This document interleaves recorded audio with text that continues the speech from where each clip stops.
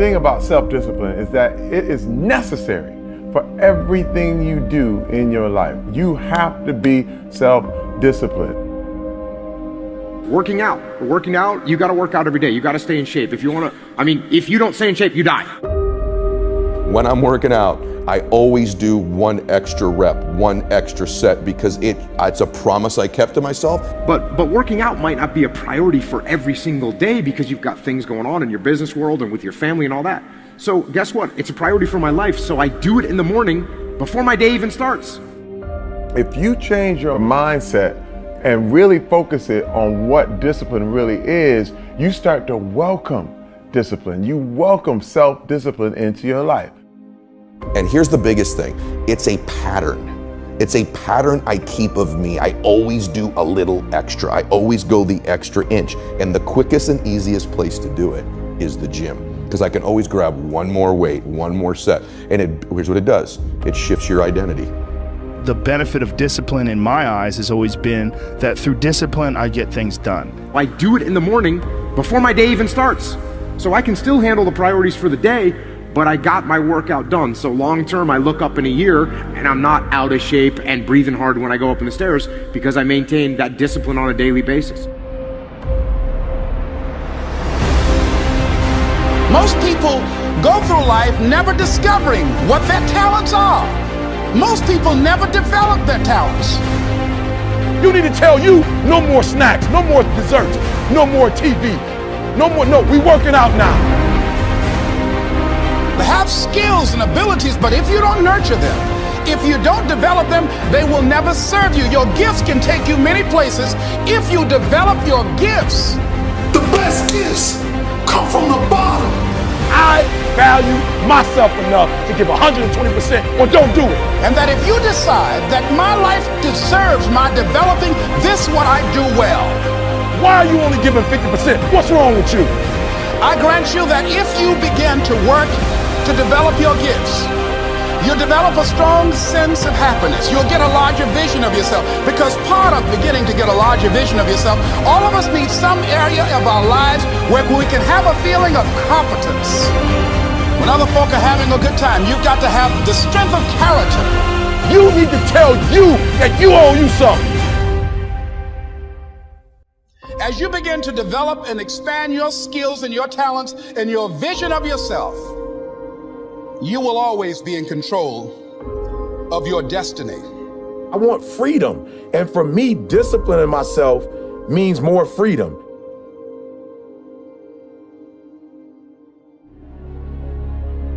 It's so easy to be great nowadays because everybody else most people are weak. This is a softened generation. So if you have any mental toughness, any ability, if you have any fraction of self-discipline, the ability to not want to do it but still do it. People have a hard thing understand. I hate to run. And what makes me so crazy, it doesn't anymore, is people go, well, why do you run if you hate it? What are you talking about? I don't want to take showers and eat either. I hate that too. That's life, man. It wasn't until I changed that mentality that I became somebody. I hated going to school, so guess what? I was dumb as shit. But if you can get through to doing things that you hate to do, on the other side is greatness. That's what people don't understand. By me running, I am callous in my mind. I'm not training for a race. I'm training for life. I'm training for the time when I get that 2 o'clock in the morning call that my mom is dead or something happens tragic in life. I don't fall apart. I'm training my mind and my body and my spirit so it's all one, so I can handle what life is going to throw at me. Because the life I've lived, it throws a whole bunch at you. And if you're not physically and mentally prepared for that, you're just going to crumble and you're good for nobody. 99% of people are not willing to do what it takes to make their dreams come true. The Marines have a saying, everybody wants to go to heaven, but nobody wants to die. The center of bringing any dream into fruition is self-discipline. something as simple as food and eating. It's not about your body as much as it is about your mind. It's getting command of your mind to be able to choose actions that are in your own best interest. Every day we are choosing that's not in our own best interest. So if the world is attacking you and the world wants to fight you and the world's trying to hold you down, so you're gonna kick yourself in the balls? So you're gonna stop yourself from getting what you dream. And I think the word discipline has kind of gotten a bad name. We think about it in terms of punishment. I'm not talking about discipline in that way. I'm talking about discipline in the sense that you forego immediate pleasure for the exchange of long-term self-respect. I believe that self-discipline is the definition of self-love. That when you say that you love yourself, that means that you have behavior towards yourself that is loving. Self-discipline is the center of all material success. You cannot win the war against the world if you can't win the war against your own mind.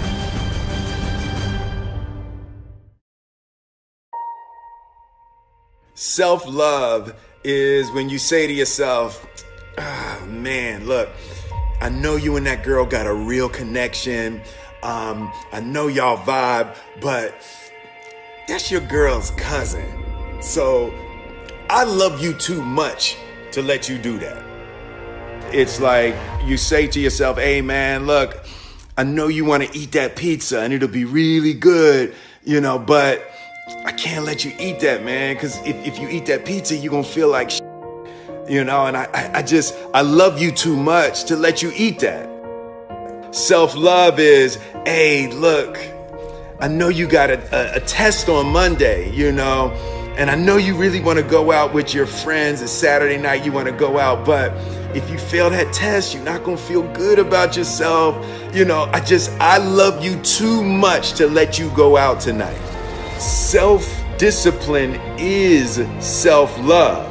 If you want to be happy, you have to love yourself, which means you have to discipline your behavior. The road to sustained happiness is through disciplining your behavior. We tend to base our self-esteem on what other people think. And that's not really self-esteem. Self-esteem is supposed to be how we feel about ourselves. And I was just saying how dangerous it is to allow other people to determine how you're going to feel about you. And it's kind of like looking into a broken mirror. You're going to look in a broken mirror and then change your face to try to look good in this defiled, busted, broken mirror. And it just, other people's opinions is a really way to determine how we feel about ourselves.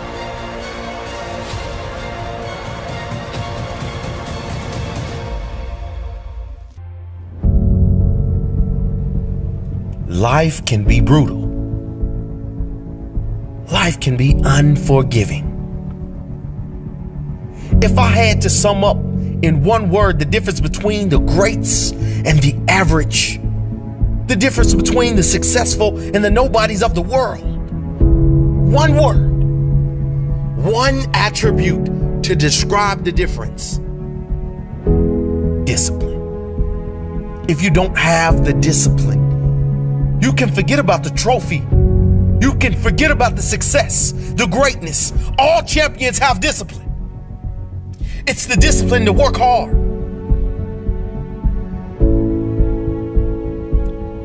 Not when everyone is watching, but when no one is watching. When the fans aren't there, when the coach isn't there, when it's just you and your character. The discipline to eat strong, healthy foods when you have other tempting options. When those around you might not be so strong. The discipline to say no when those around you choose to be average.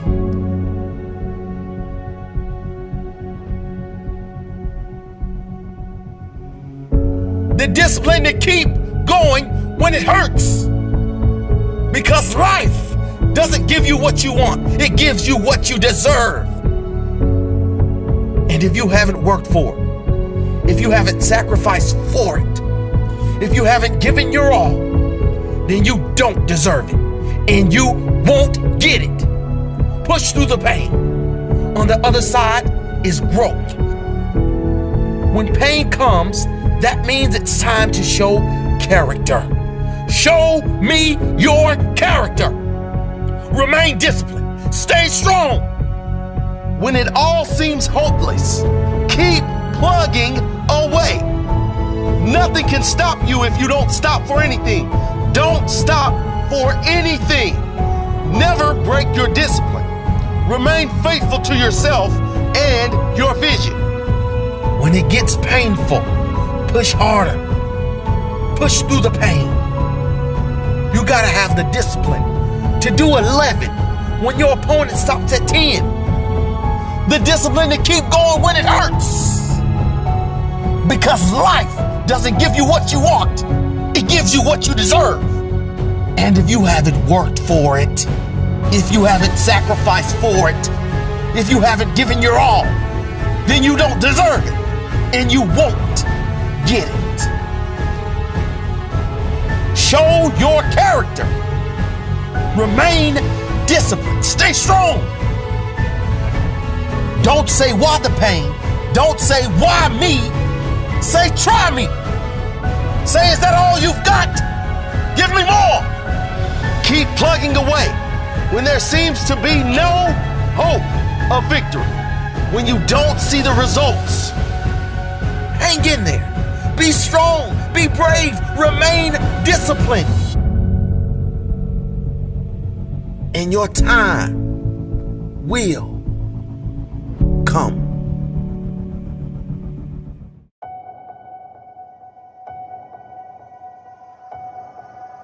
I was weighing like 297 pounds, and I had to make a change in my life. You know, I was at an all-time low, and I wasn't going anywhere, and I was exactly what everybody said I was going to be, which was nothing. This man is a self-made beast. Widely considered to be the toughest man on the planet and one of the greatest endurance athletes of all time. I was just an insecure, scared kid. And the only way I could find myself was through putting myself through the worst thing possible. He's the only member of the U.S. Armed Forces to complete SEAL training, the U.S. Army Ranger School, and the Air Force Tactical Air Controller training. He's completed the infamous Destroyer of Men known as Hell Week 3 times, including 2 in a single year and 1 that he started and finished with multiple stress fractures and a hernia. No one was here to help me. And the feeling I had every morning, I started shaving my head when I was 16 years old. And the feeling I had every morning, I looked in the mirror, was horrible. And I didn't want to feel like that anymore. And how I felt was a kid going nowhere, a kid that was scared. And most kids will accept that and look for help. But the best thing that happened to me, no one helped me. He served in combat in Iraq, was the bodyguard for the Iraqi Prime Minister. He once held the Guinness World Record for most pull-ups in 24 hours at 4,030. No one felt sorry for me. No one looked at me and said, like this day and age, they'll take you in and they'll tell everybody, stop picking on this person. Back then, they didn't care. I had to build calluses in my brain the same way I built calluses on my hands. So I broke the Guinness World Record for pull-ups a long time ago, but I failed at it twice. And I did 67,000 pull-ups in trying to break this record. So to do 4,030 pull-ups, I had to do 67,000 for training for that. He's run eight consecutive 100-mile races over 8 back-to-back weekends. He ran over 7,000 miles in a single year, and that is the equivalent of running 267 marathons. I saw myself as the weakest person God ever created. You had to have a goal. My goal was the only person that's gonna turn this person around is me. The only way I can turn it around is put myself through the worst things possible a human being can ever endure. And that'd be the only way that I can build this brain to handle anything that comes in front of it, callousing my mind through pain and suffering.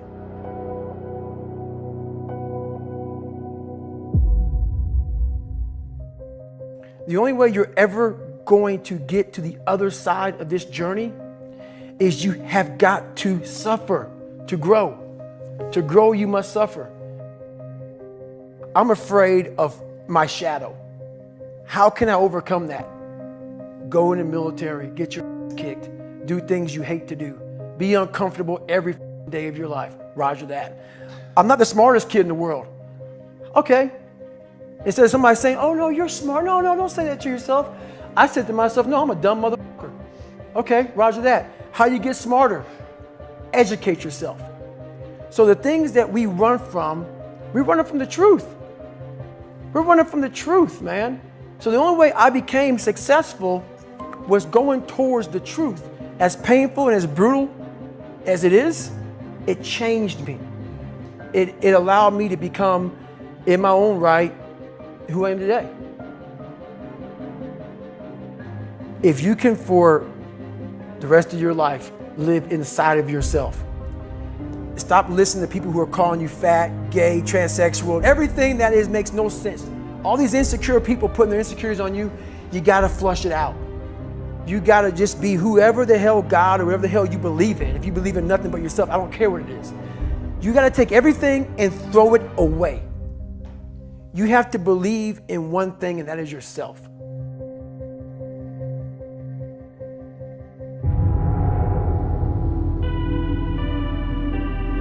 Around 97% of students are distracted by cell phones. Are you a part of that 97%? When you want to succeed as bad as you want to breathe, then you'll be successful. Whether your distractions are text messages, checking emails, surfing the web, playing games, or scrolling through social media, the fact remains that it is a distraction. I'm saying to you today that there are some of you, if you give up your cell phone, you would be successful. But your cell phone is more important to you than your success. Stop wasting time on your cell phone. Facebook isn't going anywhere. Instagram will still be here this weekend. Focus on your dreams. Focus on your studies. Focus on your goals and aspirations. Put the thing down. Look up. You're missing stuff. What is the long-term effect of too much information? We don't know, but we're finding out. Focus on becoming a better you. A better you that is not distracted by unnecessary things. You gotta cut off the cell phone. You gotta, no TV. There were those of you who were watching the game last night, you really didn't have no business watching these boys win a national title, going to the NBA, making millions. You didn't have no business watching them because you're not where you need to be. One that is determined to succeed and not scroll. That is determined to prosper and not post. To grow all day and not game all day. Stop wasting time on your cell phone. And when you get to the point where all you want to do is be successful, as bad as you want to breathe, then you'll be successful. It's about you and your future. It's about your grades. It's about your dreams. Ultimately, it's about your life. The time you spend on your cell phone could be used for your success. The time you could be using to be successful, you're using it on the cell. And the cell phone is not bringing you nothing but a bill. Is your life more important than that app, than that game, that post? I need cell phones off. Listen to me. Some of you gonna be broke for the rest of your life because of that little thing on the side. You're gonna be broke for the rest of your life because of a little cell phone. We're so plugged into our cell phones that we become blind to the world around us. And somebody has told you you couldn't live without it. We can't take our eyes off the screen long enough to see the beauty of the world around us. It don't matter whose fault it is that something is broken if it's your responsibility to fix it. For example, it's not somebody's fault if their father was an abusive alcoholic, but it's for damn sure their responsibility to figure out how they're going to deal with those traumas and try to make a life out of it. It's not your fault if your partner cheated and ruined your marriage, but it is for damn sure your responsibility to figure out how to take that pain and how to overcome that and build a happy life for yourself. Fault and responsibility do not go together. It sucks, but they don't. When something is somebody's fault, we want them to suffer. We want them punished. We want them to pay. We want it to be their responsibility to fix it, but that's not how it works, especially when it's your heart. Your heart, your life, your happiness is your responsibility and your responsibility alone. As long as we're pointing the finger and stuck in whose fault something is, we're jammed and trapped into victim mode. When you're in victim mode, you are stuck in suffering. The road to power is in taking responsibility. Your heart, your life, your happiness is your responsibility and your responsibility alone. You can make a person smile, you can make a person feel good, you can make a person laugh, but whether or not a person is happy is deeply and totally and utterly out of your control. The prerequisite for spending time with any person is that they nourish and inspire you. They feed your flame. Look at your last 5 text messages.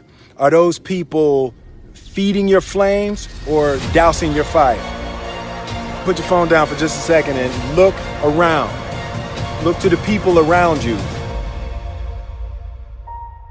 Are those people throwing logs on your fire or are they pissing on it?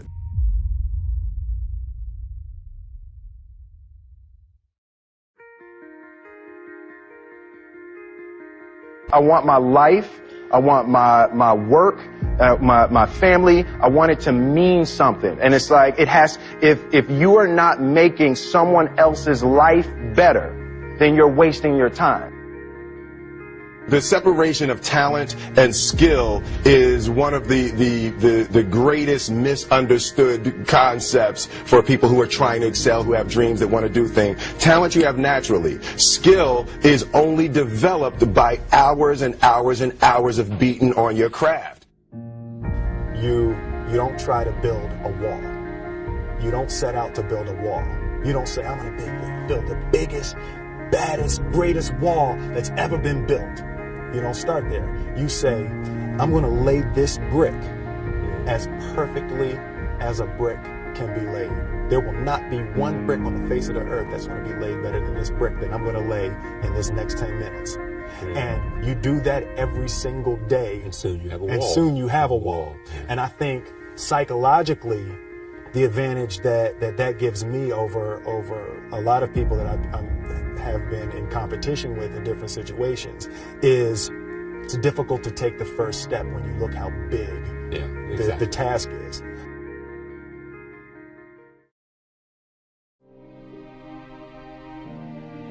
The definition of who I am is very clear to me, and it also redefines who I want to be, in that I know for a fact that I'm stronger than I thought I was. You know, you can't help but ask yourself the question, what would I do if I was in Muhammad Ali's shoes? I'm motivated by fear. I hate being scared to do something. And I think what developed in my early days was the attitude that I started attacking things that I was scared of. Why were you scared in your bed the night before? What do you need that fear for? Just don't go. Why are you scared in your bed 16 hours before you jump? Why are you scared in the car? Why could you not enjoy breakfast? Fear is fear of what? You're nowhere even near the airplane. Everything's up to the stepping out. There's actually no reason to be scared. It only just ruins your day. You don't have to jump. And then in that moment, all of a sudden, where you should be terrified is the most blissful experience of your life. And God placed the best things in life on the other side of terror.